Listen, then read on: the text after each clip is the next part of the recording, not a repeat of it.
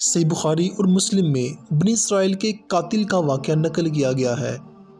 حضور اکرم صلی اللہ علیہ وآلہ وسلم نے اللہ کے یہاں توبہ کی قبولیت سے متعلق صحابہ کرام کے سامنے بنی اسرائیل کے ایک قاتل کا نہایت ہی خوبصورت اور ایمان افروز واقعہ بیان فرمایا کہ بنی اسرائیل میں ایک شخص چوری اور ڈکیتی اور قتل میں بہت زیادہ مشہور تھا۔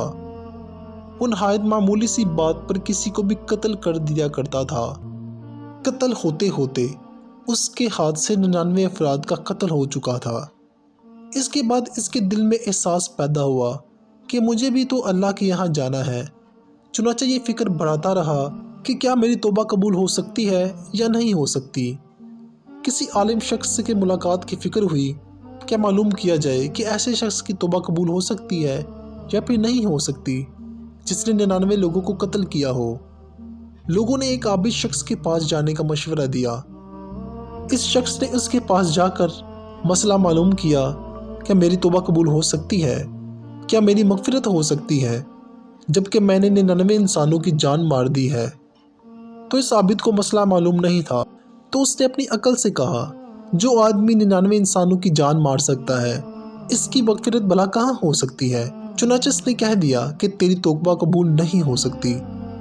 تو شخص نے غصے اور جلال میں آ کر اس کو بھی قتل کر کے 100 پورے کر دیے، مگر اس کے دل میں ابھی بھی وہی تھا کہ میری مغفرت کی کوئی نہ کوئی شکل ضرور ہوگی۔ اس لیے اس نے لوگوں سے پھر معلومات کا سلسلہ جاری کر دیا کہ روئے زمین میں سب سے بڑا عالم کون ہے، اس سے جا کر معلوم کروں گا، وہی صحیح مسئلہ بتا سکتا ہے۔ آخر لوگوں نے اس کو بتلایا کہ فلاں جگہ ایک عالم رہتا ہے، اس سے جا کر معلوم کرو۔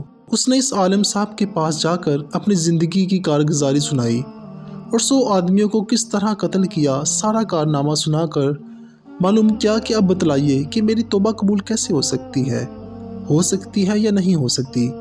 کیا اللہ کے ہاں مجھے جیسے گناہ گار کے لیے بھی مغفرت کا کوئی کھانا ہے؟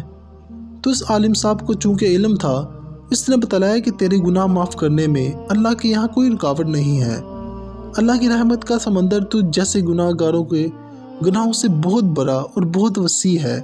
چنانچہ اس عالم صاحب نے مشورہ دیا کہ تم فلاں جگہ سفر کر کے جاؤ، وہاں کچھ اللہ کے بندے رہتے ہیں، ان کا مشغلہ صرف اللہ کی عبادت ہے، ان کے ساتھ مل کر اللہ کی عبادت کرو اور نادم ہو کر اپنے گناہوں کی معافی مانگو، انشاءاللہ تمہاری مغفرت ہو جائے گی۔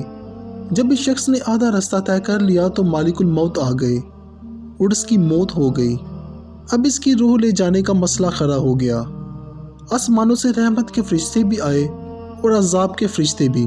رحمت کے فرشتے کہنے لگے کہ اس کی روح لے جانے کا حق ہمارا ہے، اس لیے کہ یہ سچے دل سے تائب ہو کر عبادت کے لیے جا رہا تھا، اور عذاب کے فرشتے کہنے لگے کہ اس کی روح لے جانے کا حق ہم کو ہے، اس لیے کہ اس شخص نے کبھی کوئی نیک کام نہیں کیا، پوری زندگی یہ قتل ہی کرتا رہا۔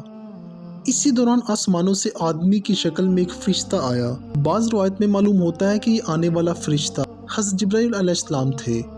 چنانچہ اس فرشتے نے تشریف لا کر ان دونوں طرح کے فرشتوں کے درمیان یہ فیصلہ کیا کہ دونوں طرف کی مسافت ناپ کر دیکھ لیں، جہاں سے آ رہا ہے وہاں کی مسافت قریب ہے یا جہاں جا رہا ہے وہاں کی مسافت قریب ہے، لہٰذا جہاں کی مسافت قریب ہو اس شخص کو وہاں والوں میں شمار کر دیا جائے۔ چنانچہ دونوں طرف کی زمین ناپ کر دیکھی گئی تو جہاں جا رہا تھا وہاں کی مسافت جہاں سے آ رہا تھا اس کے مقابلے میں صرف ایک بالشت قریب ہے۔ چنانچہ فیصلہ ہو گیا کہ مقام معصیت سے مقام عبادت صرف ایک بالشت قریب ہے، اس لیے رحمت کے فرشتوں کو اس کی روح لے جانے کا حق ہوگا۔ چنانچہ اللہ کی طرف سے اس کی مغفرت کا اعلان ہو گیا۔ ایک روایت میں یہ بھی آتا ہے کہ اس شخص کے پاس جب مالک الموت آیا تو وہ شخص سینے کے بل اس سرزمین کی طرف گھسیٹتا گیا۔ حدیث قدسی میں آتا ہے کہ اللہ تعالیٰ فرماتا ہے کہ میں اپنے بندے کے ساتھ اس کے گمان کے مطابق ہوتا ہوں، وہ مجھے جہاں بھی یاد کرے میں اس کے ساتھ ہوتا ہوں۔ جب بندہ اللہ تعالیٰ سے توبہ کرتا ہے تو اللہ تعالیٰ بہت زیادہ خوش ہوتا ہے، جتنی خوشی تم میں سے کسی ایسے شخص کو ہوتی ہے جس کا جانور بیابان گم ہو کر پھر اس سے مل جائے اور جو شخص ایک بالشت میری طرف آتا ہے میں ایک ہاتھ اس کے قریب ہو جاتا ہوں، اور جو شخص ایک ہاتھ میرے قریب آتا ہے میں اس کے ایک باں یعنی کہ پھیلائے ہوئے دونوں ہاتھوں کے درمیان کی جو مسافت ہوتی ہے اس کے قریب ہو جاتا ہوں، اور جب وہ میری طرف چل کر آتا ہے تو میں اس کی طرف دوڑ کر آتا ہوں۔ تو یہ تھا توبہ اور اللہ تعالیٰ کی مغفرت اور اللہ تعالیٰ کی محبت کا ایک مختصر سا قصہ، جو کہ مجھے امید ہے کہ آپ کو پسند آیا ہوگا۔ اگر یہ ویڈیو اچھی لگی ہو تو اس کو لائک کریں اور اس کو دوستوں کے ساتھ شیئر کریں۔ Thanks for watching this video. اللہ حافظ۔